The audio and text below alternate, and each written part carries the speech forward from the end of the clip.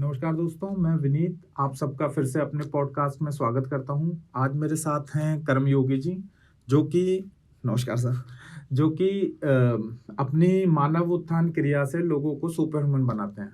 तो योगी जी, आप जो ये मानव उत्थान क्रिया से लोगों को सुपर ह्यूमन बनाने की बात कर रहे हैं, क्या आप सारे लोगों को लाल चड्डी पहना के उड़ा देते हैं क्या? नहीं नहीं, ऐसा नहीं है। ये जो आपने लाल चड्डी वाला सुपरमैन देखा है, ये पिक्चरों का है। वास्तविकता में सुपर ह्यूमन वही है जो कर्मयोगी है। और मानवोत्थान क्रिया से हम कर्मयोगी ही बनाते हैं जिनका स्वस्थ शरीर हो, शांत मन हो, जो अपने लिए भी कार्य करें, अपने समाज के लिए भी कार्य करें, अपने राष्ट्र के लिए भी कार्य करें। बस। तो योगी जी, थोड़ा सा मेरे दर्शकों को आप मानवोत्थान क्रिया के बारे में भी बताएं। देखिए, मानवोत्थान क्रिया जो है उसमें 4 चीजें हैं: आसन, व्यायाम, प्राणायाम और चौथा एक और है, वो केवल उन्हीं लोगों को बताया जाएगा जो उसके लिए लायक होंगे। तो ये जो तीनों चीजें हैं, ये आपको स्वस्थ शरीर और शांत मन देंगी, जिससे आप एक कर्मयोगी बन पाएंगे, या हम कहें कि सुपर ह्यूमन बन पाएंगे। तो ये चौथी जो क्रिया है उसको भी थोड़ा सा आप बता दें। देखिए, ये तो अगर हमारे प्रधानमंत्री जी भी आकर हमसे पूछेंगे तो उनको भी हम नहीं बताएंगे जब तक वो 3 पास नहीं कर लेंगे। चलिए ठीक है। तो गुरुजी, ये तन्मय त्यागी से कर्मयोगी तक की जो जर्नी रही उसके बारे में भी थोड़ा सा आप बताएं। देखिए, इसके पीछे बहुत सारी घटना है, परंतु सबसे बड़ी प्रेरणा है हमारे आचार्य जी की। उन्हीं के कारण आज ये जो हम लोगों को स्वस्थ शरीर और शांत मन दे पा रहे हैं वो है। ठीक है। और ये जो आचार्य जी हैं इनके बारे में? आचार्य श्री योगेश भारद्वाज जी। अच्छा जी। तो आप इनके कांटेक्ट में कैसे आए? इनसे तो अब आप देखो कि बचपन से ही कांटेक्ट में आ गए थे, क्योंकि जो हमारे मामा हैं उनके ये मित्र हैं जी। हाँ, तो बचपन से इनको जानते हैं, परंतु सब इतना इनसे संपर्क में नहीं आए थे। अब जब समय आया, जब नियति ने चाहा, तब इनके संपर्क में और आपके सामने बैठे। Very nice. तो योगी जी, ये जो वर्ड है मानवोत्थान, ये कहाँ से ओरिजिनेट हुआ है? इसकी क्या हिस्ट्री है? देखो, मानवोत्थान शब्द की जो प्रेरणा है ये भी हमारे आचार्य जी से ही मिली है। अब आचार्य जी वैसे शिक्षा पर कार्य कर रहे हैं कि भारतीय शिक्षा जो व्यवस्था है उसको वापस लाया जा सके। अब हमारा भी यही रहा कि मानवोत्थान जो शब्द है, ये मानव का उत्थान, जैसे वो शिक्षा का उत्थान कर रहे हैं तो हम समूचे मानव का उत्थान करने का प्रयास से कर रहे हैं। वेरी नाइस जी।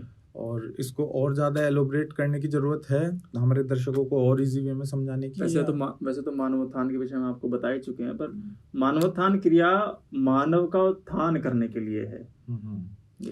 तो गुरुजी, जैसे ये मानवोत्थान आपकी लाइफ में जब आया, मानवोत्थान क्रिया जब आपने अपनाई, तो उससे पहले की लाइफ में और बाद की लाइफ में क्या डिफरेंसेस आए? मानवोत्थान क्रिया का जो निर्माण हुआ है वो हमने अपने आप स्थिर होने के बाद किया है। अब मानवोत्थान क्रिया से पहले आप देखो, ऐसे अभ्यास से पहले आप कहें तो जीवन में बहुत सारे भय थे, मन शांत नहीं था, शरीर में असंख्य रोग थे, परंतु अब आप देखें शरीर स्वस्थ है, शरीर में बल है, मन में बल है, मन शांत है, कोई भय नहीं। योगी जी, आजकल मेडिटेशन बड़ा ट्रेंड में है, इसको लेके आप क्या कहेंगे? देखिए, ध्यान जो है, वास्तविक जिसको हम ध्यान कहते हैं, सांख्य इसकी एक परिभाषा देता है, ध्यानम निर्विषयम मनः, कि मन का निर्विषय हो जाना ही ध्यान है, कि there is no stimulus in your mind. और आजकल जो चल रहा है ध्यान के नाम पर, लोग म्यूजिक लगाते हैं और उसके साथ बैठ जाते हैं। सबसे पहले तो स्टिमुलस म्यूजिक ही से मिल गया, या जो आपको करा रहा है वो आपको कहेगा कि भैया यहाँ इमेजिन करो, वहाँ इमेजिन करो। तो ये स्टिमुलस जो आपको दी जा रही है, इस चीज को हम ध्यान नहीं कहते हैं। ध्यान का मतलब ही है सांख्य के अनुसार कि ध्यानम निर्विषयम मनः, कि मन का निर्विषय हो जाना ही ध्यान है।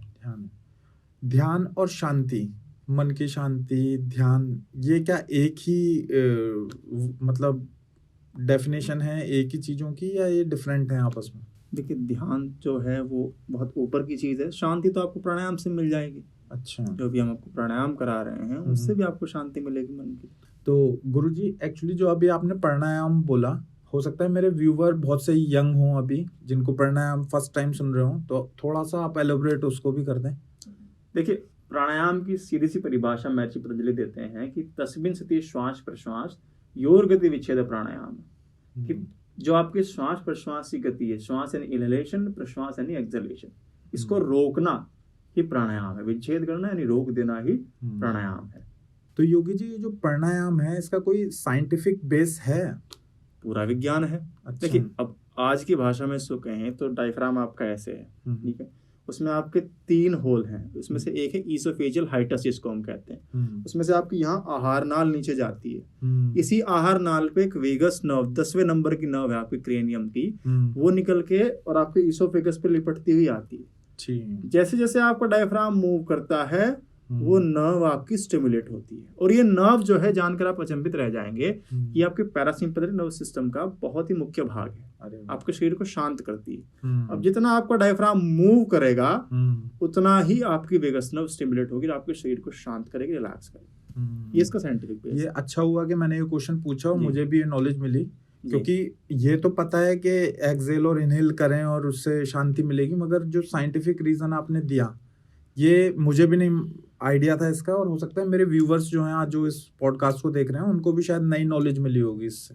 इसलिए आपके व्यूवर्स से भी एक बात हम कहना चाहेंगे कि आप भोजन जो कर रहे हैं, जैसे आयुर्वेद में कहा जाता है कि जितनी भूख हो उससे कम भोजन करें, ताकि आपके डायफ्राम को नीचे जाने की जगह तो मिले। आपने पेट ठोस भर लिया है तो आप जो है अपनी पूरी श्वास नहीं ले पाएंगे, फिर तनाव बढ़ेगा, ये डिप्रेशन, फलाना ढिमकाना, एंजाइटी, बहुत सारी चीजें आएंगी आपके जीवन में। लंबी श्वास लें, वेगस नर्व को स्टिमुलेट करते रहें और आपका जीवन सही रहेगा। तो योगी जी, जो अभी आपने ये वेशभूषा पहनी है वो मेरी वेशभूषा से बहुत डिफरेंट है, तो आप इसके बारे में भी थोड़ा सा बताएं कि आपने ये क्यों पहनी हुई है, क्या रीजन है इसको पहनने के?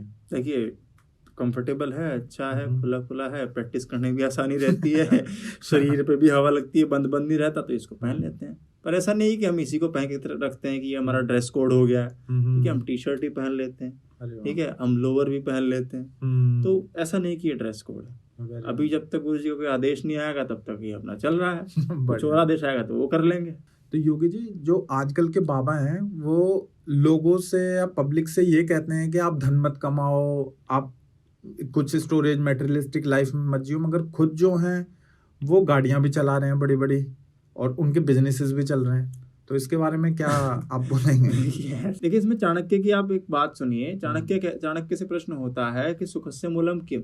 चाणक्य कहते हैं कि सुखस्य मूलम धर्मम, ये सुख का मूल धर्म है। फिर प्रश्नकार पूछता है कि धर्मस्य मूलम किम, कि धर्म का मूल क्या है? तो चाणक्य कहते हैं कि धर्मस्य मूलम अर्थ। तो ये इकोनॉमी ही मूल है धर्म का। यदि आपके पास पैसा नहीं होगा तो आप अपने धर्म का पालन कर पाएंगे? शायद नहीं। आप अपने पुत्र धर्म का, पिता धर्म का, अपने जो आपके गुरु धर्म का या आपके जो समाज के प्रति धर्म है, आप उनका पालन कर पाएंगे? नहीं कर पाएंगे। हाँ, धन कमाना तो आवश्यक है, इन बाबाओं के चक्कर में ना पड़े। हम तो आपकी ऑडियंस से यही कहना चाहेंगे कि इन बाबाओं के चक्कर में ना पड़े, खूब धन कमाए जब तक आप गृहस्थ में हैं, और राष्ट्र के लिए लगाएं, अपने लिए लगाएं, समाज के लिए लगाएं। तो गुरुजी, जो ये मानवोत्थान क्रिया है, क्या लोग जो ये धन कमाना चाहते हैं, क्या ये उसको भी बेनिफिट पहुंचाएंगे कुछ? देखिए, 2 तरीके से लाभ पहुंचेंगे। अच्छा। एक तो आपका मन शांत होगा, शरीर स्वस्थ होगा, तो आप और अच्छे से काम कर पाएंगे। धन आएगा ही जब आप काम करेंगे, कर्म करेंगे, उसका फल तो मिलेगा ही। दूसरा, आपका मस्तिष्क जब शांत होगा तो आपको पता लगेगा कि इस धन का उपयोग कैसे करना। आप उसको ऐसे तैसे खर्च नहीं करेंगे, इधर उधर खर्च नहीं करेंगे, आप उसको सही जगह लगाएंगे। दोनों लाभ होंगे इसमें। तो योगी जी, लोगों ने अब धन कमा लिया, मगर जब वो धन कमा लेते हैं तो उनकी इच्छाएं और बिगड़ जाती हैं या किसी और तरफ चली जाती हैं, ऐसे भाई नशे की तरफ चली जाती हैं या सेक्स की तरफ चली जाती हैं या लस्ट उनके और एरियाज में बढ़ जाते हैं, तो उनको आप क्या बोलना चाहेंगे? देखिए, धन कमाने के बाद जब युवा इस व्यसन की ओर जाता है, वो चाहे सेक्स हो, चाहे वो नशा हो, ड्रग्स हो, कोई भी हो, वो इसलिए जा रहा है क्योंकि उससे मन की शांति नहीं मिल रही। हम युवाओं से कहना चाहेंगे आप प्राणायाम की ओर आइए। आपको ये तुच्छ जो आप शांति लेना चाह रहे हैं ना, ये तो कुछ ही मिनटों की शांति मिलती है, इससे बढ़िया शांति इनको प्राणायाम में मिल जाएगी। जो डोपामाइन ब्रेन में जाता है, वो बहुत ही अच्छी शांति आपको प्राणायाम के माध्यम से मिलेगी। आपका शरीर शांत रहेगा, आपका शरीर मजबूत रहेगा, और आपका जो चरित्र है, सबसे बड़ी बात है, वो दूषित नहीं होगा। तो जो लोग आपसे कनेक्ट होना चाहते हैं, इस विद्या को सीखना चाहते हैं, मानवोत्थान को, उनको कितना टाइम अपने जीवन में अपने आपको देना पड़ेगा, या आप उनको किस तरह से गाइड कर सकते हैं?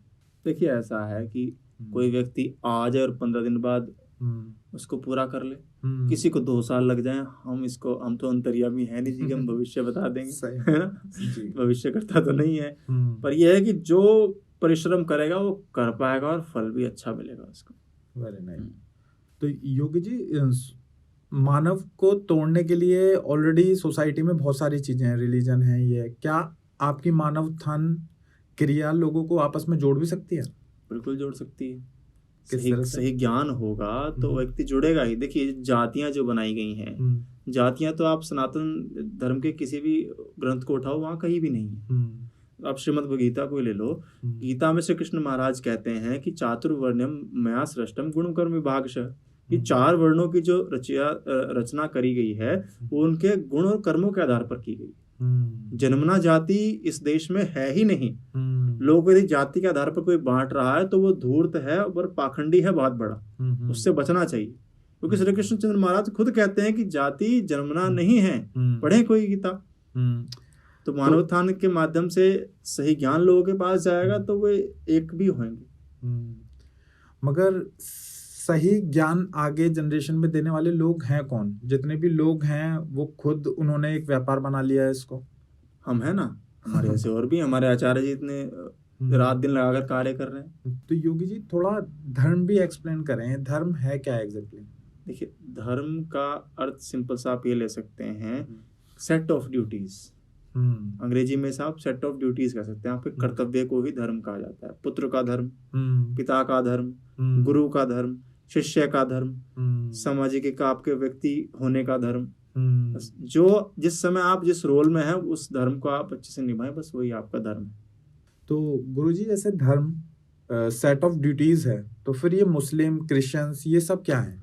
देखिए, धर्म तो एक ही है, सनातन एक ही है, सब पे एक ही चीजें लागू होती हैं। ये सारे पंथ हैं। तो समय समय लोग एक अलग अलग शिक्षाएं लेके आए, किसी ने कुछ लालच दिया, किसी ने कुछ लालच दिया, कहीं डर दिखाया गया कि आप नहीं मानोगे तो मरने के बाद वहां जलाए जाओगे, वहां फूके जाओगे, उस तेल में तले जाओगे, ठीक है। और किसी ने लालच दिए कि जब मर जाओगे उसके बाद अगर हमारी बात मानोगे तो आपको वो हुरे मिलेंगी, फलाना मिलेगा, ढिमकाना मिलेगा। तो ये सब वही है। बाकी धर्म एक ही है, जो आपके सेट ऑफ ड्यूटीज हैं वो सनातन है, वो चलता आ रहा है, चलता रहेगा। तो जैसा कि आप सभी ने अभी गुरुजी को सुना, और मेरे को लगता है कि आप इन सभी बातों को अपनी लाइफ में इम्प्लीमेंट भी करेंगे और आगे हमारे साथ जुड़े रहेंगे। और बाकी सारी चीज़ें हम शेयर कर देंगे डिटेल में। आप डिस्क्रिप्शन में जाके सर का भी चैनल सब्सक्राइब कर सकते हैं।